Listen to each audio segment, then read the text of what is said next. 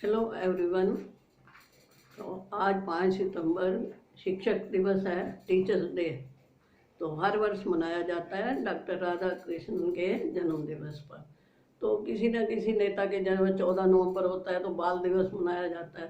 तो इसी तरह ये 5 सितंबर को शिक्षक दिवस मनाया जाता है। शिक्षक का सबको सम्मान करना चाहिए। शिक्षक हमारा नैतिक बौद्धिक हर तरह से विकास करता है। घर में पहली गुरु माँ होती है और दूसरा गुरु क्या होता है? शिक्षक होता है। तो मैंने भी 5 सितंबर को ही अपनी सर्विस में ज्वाइन किया था, शिक्षक के पद पर, गणित शिक्षक के पद पर। तो मुझे ये दिन बहुत अच्छा लगता है, लगना भी चाहिए। शिक्षक दिवस है तो इसके लिए आपको बधाई हो। और अब मैं अपना जो मैथ्स का है वो बताने जा रही हूँ। तो हमारी जो प्रश्नावली 11B चल रही है उसका 20वां क्वेश्चन है ये। तो इसमें अमाउंट दिया हुआ है, प्रिंसिपल दिया हुआ है, दर दी हुई है, टाइम निकालना है। तो हम कोई फार्मूला लगाएंगे। Amount is equal to principal 8 जमा R/100 और सारे की शक्ति। अमाउंट क्या है? 2178 और प्रिंसिपल 1800, 1 जमा 10/100 और सारे की शक्ति क्या है? टाइम हमें निकालना है। अब इसको हम इससे नीचे ले आएंगे। पहले बताया था उसमें जब रेट निकाला था पिछले वीडियो में। तो इसको नीचे ले आते हैं और ये ऐसे कैसे 1 जमा ये कट के 1 जमा 1/10 बन जाएगा। तो ये टी आ गया। अब आपको क्या करना है कि इसको आपस में देखना है किस पाड़े पे कटते हैं। पहले हम 2 पे काट लेते हैं, आसान वाले पे। 2 एकम 2, 0, 2 8 16, 2 9 18।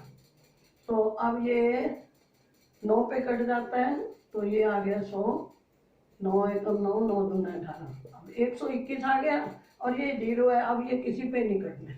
तो हमारा क्या बन गया? 121/100 बराबर है 11/10 और सारे की शक्ति समय। अब हम 121 को क्या लिख सकते हैं? इसके 2 गुणनखंड बनेंगे। हमने ये देखना है कि इसके गुणनखंड कितने बनेंगे। कितने बनते हैं हमारे? ये 11 के 2 और ये 10 के 2। तो हम इसको 11 गुना 11, 10 गुना 10 बराबर है 11/10 टी। अब उसके बाद ये इसको हम क्या करेंगे? ब्रैकेट में लिख देंगे इसको 11/10 और ऊपर 2 डाल देंगे।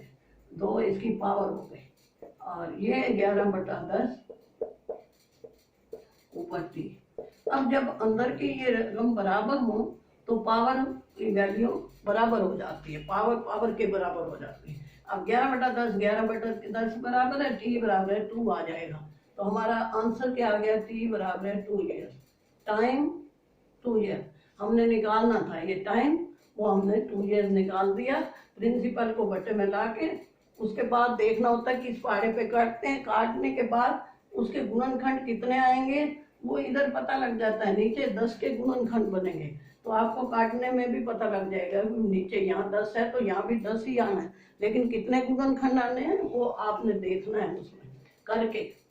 तो नेक्स्ट क्वेश्चन है 21वां।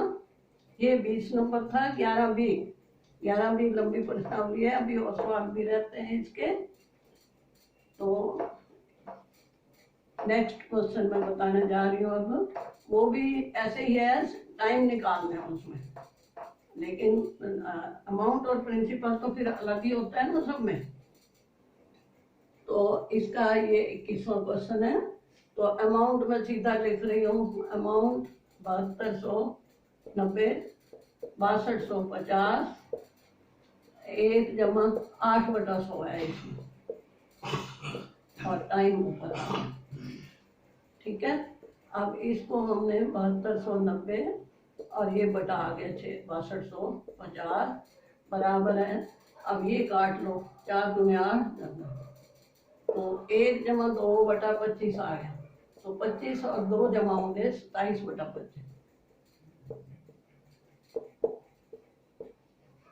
अब ये काटना होता है, ये 0 से 0 कट गई। उसके बाद आपने ये देखना है कि ये किस पाड़े पे कटेगा। लेकिन यहाँ पे क्या है कि ये 25 है और 25 का ही ये स्क्वायर बन रहा है, तो नीचे हम लिखेंगे 25 गुना 25, काटने की जरूरत तो नहीं पड़ी। यहाँ 9 है या 5 है, ये कटेगा नहीं। 27 गुना 27, 729, 27 का स्क्वायर होता है। आपको स्क्वायर वाले में बता रखा है, ना याद हो तो करके देख सकते हैं आप 5 का। तो अब ये 2 बन गया, 27/25, ये 2 गुणनखंड है, तो ऊपर 2 डाल दिया, तो ये 27/25, इसके ऊपर t डाल दिया। अब अंदर वाली बराबर है तो ऊपर पावर बराबर हो जाती है, इसलिए हमारे पास t क्या आ गया, 2 वर्ष। तो हम यहाँ लिख देंगे t = 2 years। ये हमारा आंसर आ गया। तो हमारा ये उसी तरीके का था जो पिछला सवाल था, 20वां वही है, 21वां भी वही तरीका था। तो आपको ये बता दिया, पहले आर निकालने का भी बताया हुआ है।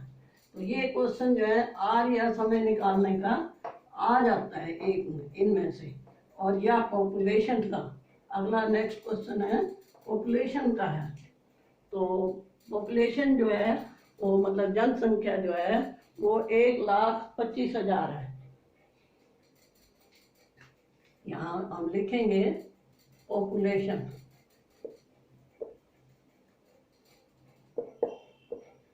एक 1,25,000, और इसमें इंक्रीज रेट होगा या डिक्रीज भी हो जाता है, कम हो जाती है तो डिक्रीज, यहाँ इंक्रीज दिया हुआ है, इंक्रीज रेट 2% के बराबर है। और टाइम क्या है, 3 ईयर। अब आफ्टर 3 ईयर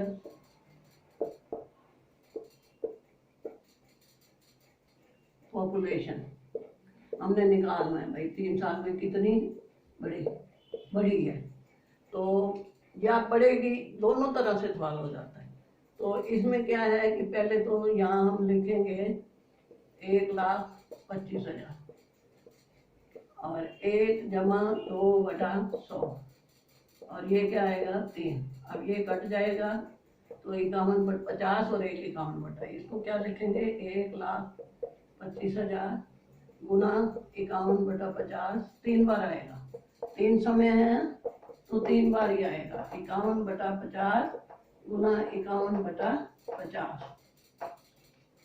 अब ये 0 से 0 कट गई, ये भी 0 कट गई, ये भी, तीनों 0 कट गई। अब 5 पे काट लो, 25 आ गया, फिर 5 पे काट लो, और फिर ये 5 इससे कट गया। अब हमारे पास क्या रह गया, 51 गुना 51 गुना 51।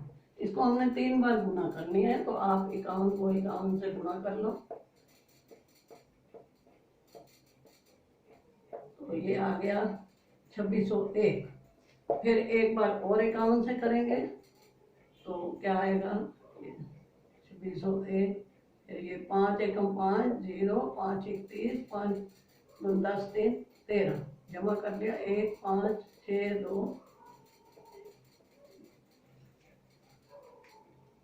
ये आ गया 13 26 51। तो आपकी ये इतनी थी, और अब कितनी होगी 1,32,651। तो बढ़ने के बाद कितनी हो जाए, अगर वो कहे कितनी बड़ी है तो आप घटा कर दो भाई कितनी बड़ी है। अगर बढ़ के, इस सवाल में था बढ़ के कितनी हो जाएगी, ये हो जाएगी, और कितनी बड़ी 3 सालों में, इसमें से ये घटा कर दो एक। जैसे चक्रवृद्धि ब्याज निकालते हैं, घटा करते हैं, तो इसमें पॉपुलेशन घटा कर दो तो वो आंसर निकल आएगा। तो ये एक समय का बताया, पीछे मैंने दर का बताया था, ये पॉपुलेशन का। तो आप इनको जो है करके देखा करो, गुणा जो होती है ऐसे याद नहीं होती। अब 1-2 बार सवाल करते हैं तो फिर वो याद हो जाता है। अब 51 की गुणा क्या है, 50 की गुणा पता हो तो 51 की याद हो जाती है। तो नेक्स्ट वीडियो जल्दी लेके आऊँगी। वीडियो देखने का धन्यवाद।